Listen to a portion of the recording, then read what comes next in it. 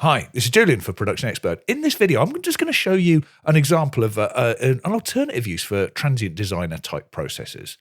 Here I've got some audio. It's a recording of my band, a gig we played at the weekend at a festival, and this is a multi-track capture off the board at that gig. It sounds like this. You ready? Yeah, that's now, more what like we've it. got there is, listen to that kick drum. That's very standard kick drum at a gig kind of sound.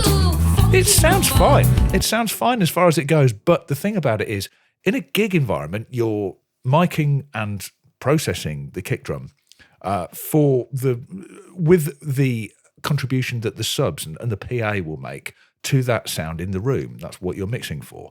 And because of that, you tend to have an awful lot of punch and really, really kind of like get that aggressive kick drum out. And when it's been through those big lazy drivers in the subs, big 18s or whatever they might be, what you end up with is that characteristic PA, slap you in the chest, bass transient, lovely kick drum sound.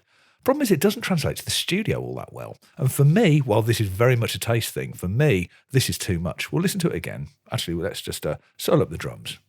You ready?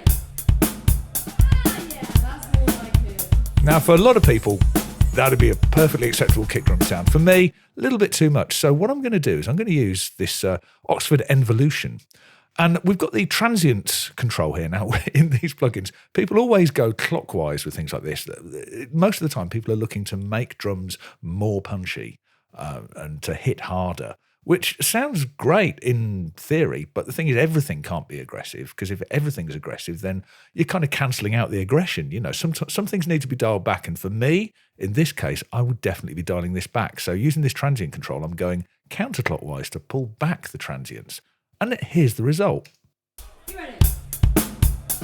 Yeah, that's more like it.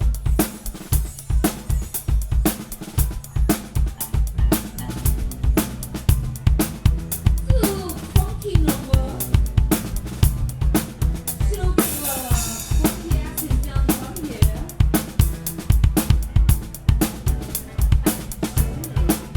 Do you see what I mean?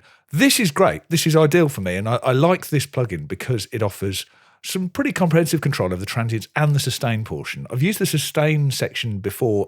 If for something like this, to be honest, it's just going to add a load of sort of hangy woof that's not really going to be that helpful. Although, again, if you had a longer drum sound, you could potentially dial it back a little. There's not a great deal to say here. Obviously, you have a mixed control. I've never used that because I just dial in the amount I want. But you've got this very helpful display here, which shows you the processing, the depth of the reduction. Obviously, run it by ear. Attack, in a case like this, I'm going to leave that as fast as possible. But the release often takes a little bit of tweaking. But what's quite nice is you can focus this by frequency. In this case, I just haven't had to. I've had a little play with it. You can probably see there's a tiny little tilt in there. But what you can do here is you can either exclude or accentuate certain areas of the frequency spectrum. And you can adjust the width, obviously, as well.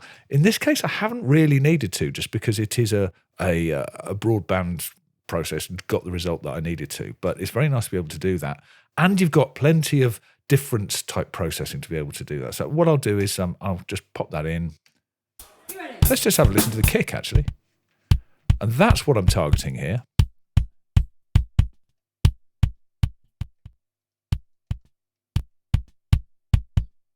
And I can hear exactly what I'm focusing on, and I can get more specific if I want to. Maybe something down there might work quite nicely, actually. So